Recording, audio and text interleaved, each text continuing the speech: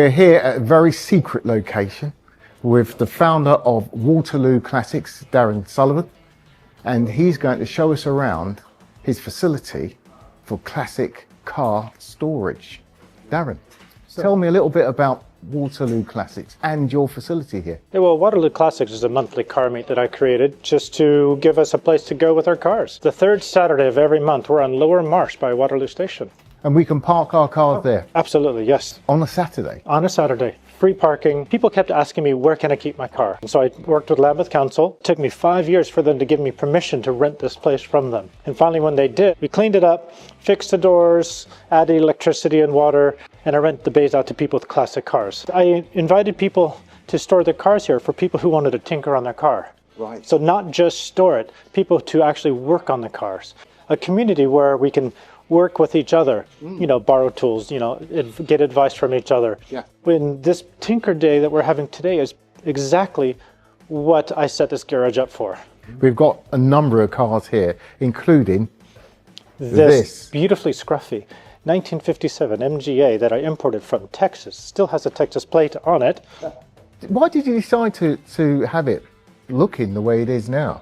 Well, I went onto Facebook, of all places, and I said, well, in the greater MGA group community, and it says, I want an MGA, but I don't want to spend more than $3,000. And somebody in Texas said, well, I've got one. It needed work. So I took all the panels off, restored the car, but the outside was so pretty, just the way it is. It's like, I can't change it. And everyone was telling me, don't restore the outside. And I was like, yeah, I agree with you.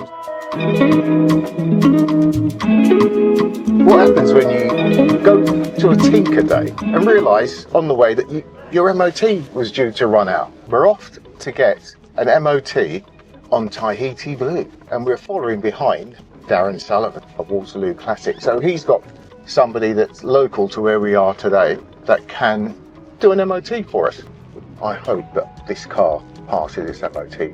We've done an awful lot of work over the last 2 years, and even though it doesn't actually need an MOT, I believe that all cars, when they are of that age, should have an MOT. It provides me with that assurance that all the work that has been done correctly and the car is safe and roadworthy. So for any classic car owners out there who think that because the cars have passed the 40-year mark, they shouldn't need an MOT, believe me, you need to have one. If you're going to buy a car, no matter if it is a classic, I'd like to know that that car has had an MOT.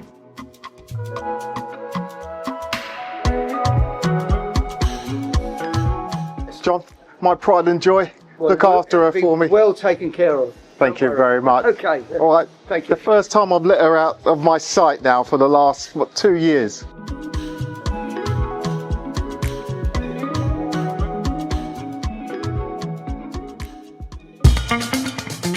The MGA. I've just been out on road test. I was told that we've got front brake problems on it, where the front brakes are locking. And actually it's not. The brake that's locking is this one here. So for some reason, when you hit the brakes a little bit quicker than normal, so if it's an emergency, this back wheel is locking up. All the rest of them are fine. Problem here, it could be as simple as a hub seal, it could be a brake cylinder that's leaking, but we won't know for sure until we get that wheel off and have a look inside. I know the owner of the vehicle, Darren, he's desperate to get started on that, so this is his job for today. We will come in and give him a bit of a hand, and we've also got an electrical problem with the ignition switch, which I find totally hilarious because you can't turn it off when it's running. The only way to turn it off is to take a bulb out of the ignition system, a bulb. If you undo the bulb, it turns the vehicle off. Astonishing. But we need to find a reason for that. What I'm doing now is I took the wheel off, I'm going to take the hub off and just look at it, inspect it to see what's going on, because this is the wheel that Colin said is locking up. And hopefully I will find something wrong. Because the worst thing is when you know there's a problem and you know the problem is at a certain place, and when you inspect it, you see nothing wrong whatsoever. And if you can't see what's wrong, what do you fix? And that gets really frustrating.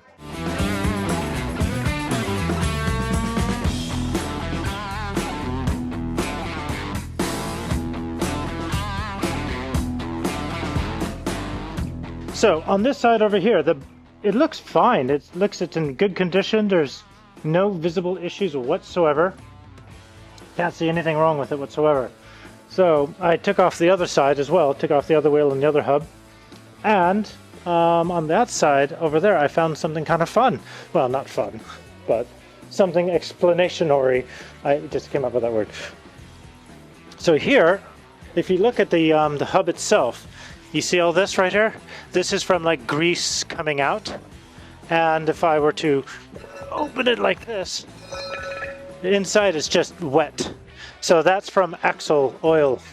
So it's just kind of gross and stuff. And then in here, if you look, it is, see, the brake shoes have got oil on them, like oil and grease, just grossness. It's not leaking from here, the brake cylinder, so it's not brake fluid, but it's definitely grease and stuff. So because the grease is coming out and it's getting onto the shoes, when I press on the brakes, this isn't stopping because it's wet and slippery, so it's been lubricated. So this side isn't braking, so all the brake force is going to the other side and it's just locking up.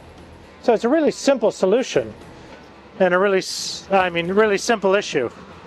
I just have to replace the axle seals, and replacing the oil seal means I have to order the part and then take it all apart and do it, so which means I can't do it today, which is frustrating. So I'll order the part on Monday.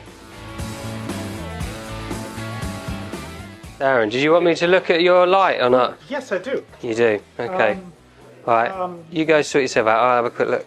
The problem that I'm having, which is something I haven't run across before, is when I start the car and it's running, everything's fine, it starts. Okay. But when I turn it off with the key, Yeah. and it doesn't turn off. Okay. Which often means that, okay, there's something wrong with the engine, you know, and it's still continuing to spark inside, but that's not it. So this is the ignition light right here. Normally it's supposed to go here, but I took it out because if I just unscrew it slightly, you know, so it disconnects, then the engine stops. Oh, yeah. So Okay. something's miswired. Something is missing. How did you, sorry, shouldn't say how Figure that out? How did you figure that out? Yeah. Okay, that's random, isn't it? Yeah, it's very random and very strange. I've never heard of that before. And how long has this been going on? It's happened since well, the ignition light burnt out, so I took it out. Right, I replaced it with this LED. Okay, and, okay. We've been doing that since then. So. Okay, so originally the bulb wasn't working. Any other issues when it wasn't working, or was it just the bulb? Well, when it wasn't working, when I took the bulb out, then I wasn't charging. The battery wasn't charging. Right. Okay. So, and then it reminded myself, like, oh yeah, I need to have a bulb there, which is I think is a stupid idea anyway. Yeah. To complete a circuit to Yeah. charge your car with a single bulb. Okay. Just what a dumb idea. So let's get this right in order. So in order, you had a bulb that was blown. Took it out. Took it out. Charging stopped. Okay. Got the LED, put it in there. Charging. Charging works. But now you've got an issue where. It won't Show turn me on. what happens then, please. Yeah. Okay, here we go. In neutral. And I love the pull starts. I really do. Okay. Nice. So now, see, it's charging. 13.6. Yeah. Okay. Good. Obviously, this is original. Yeah, this is original from 1957. Yeah. Yeah. of course. Back to the Future. So now, where? Ah. Okay. Keys out. And it's. So this is how I turn off the car. Yeah. I grab the bulb and I. And you turned. What a How dumb way did you to turn off find? the car. How did you find that out? It's not the thing I that remember you. how I figured that out. It was. I figured. I don't know. I just tried it and it worked. Right. Okay. Right. So So in anticipation. yeah, I think you've added this bulb in. Yeah. So for me, straight away, is you've changed the characteristics of the car and of the lighting circuit, because these LEDs work on a much lower voltage. So the circuit might need that original bulb in to complete a circuit. Okay, Now, got it. have you got one? I did in anticipation. Take Okay. this bulb out of that Healy over there. Okay. So it's All not right. somebody else's car. So I didn't. I'll take let it you. from some- I'll let you have a go then. Yeah, this bulb is going to fall apart. So hopefully Yeah, I can it doesn't- get it out before. Gotta say, it didn't feel right. That's why I thought I'd let you do it. There we go. So we take the incandescent bulb and stick it in there. Okay. And how long has this been going on? A couple of weeks. Okay.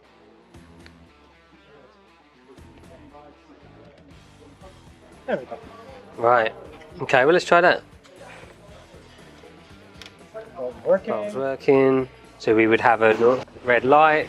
Yeah, if I put it in place. Yeah. There we Okay. go. Alright. Give Should it some gas. we switch it off? It's nice, isn't it? Yeah, sounds good. Yeah. Okay. Yeah. Ah, The magic. light's still on. And the light's still on. But if you take the key out. The light's still on, and why is the light still on though? But at least it turns off now. That's There you go, now and it goes off. Is it Okay. supposed to stay on like that? Yeah, it's probably just a warning light to say. Obviously, I wasn't born in the 50s, so I'm not. I wasn't part of having these in my youth. But Well, this shows that I'm going to throw this LED away. yeah, throw that, and I think that light staying on momentarily is fine, and it probably shows that the circuit is completely dead. Yeah. But in terms of the purpose of actually the issues you've had in starting and stopping, That's your fix, very yeah. simple. Well, happy. That was an easy one, wasn't it? Yeah, that was. I'm very happy to figure out what that is. Thanks, I mean, Darren. No more LEDs, and thank you. Yeah, no, that's all right. Yeah, no, stay away from the LEDs.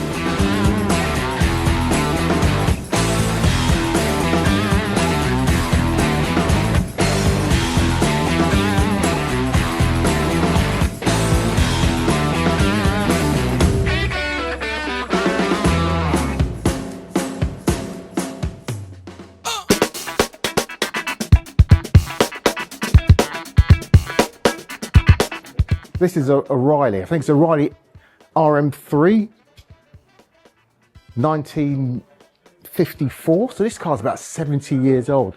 When you think about it, this car was not designed to be on the road for 70 years. So whoever designed it, whoever first repaired it and serviced it, well, they are no longer with us, unfortunately. But we have got an obligation to keep this car on the road. So what we don't know, we will learn. And what we can't learn from, we're going to ask people to tell us. So we will find a way of repairing this car and keeping it on the road. 70 years old. Wow. Problem on this, it's a known problem because I've asked around and people have said to me, look, they have got problems with these with fuel gauge. And this car is no different than any of the others. The gauge tends to fluctuate at the top end. So rather than having a stabilizer, which these later cars have got voltage stabilizers, this gauge is not stabilized.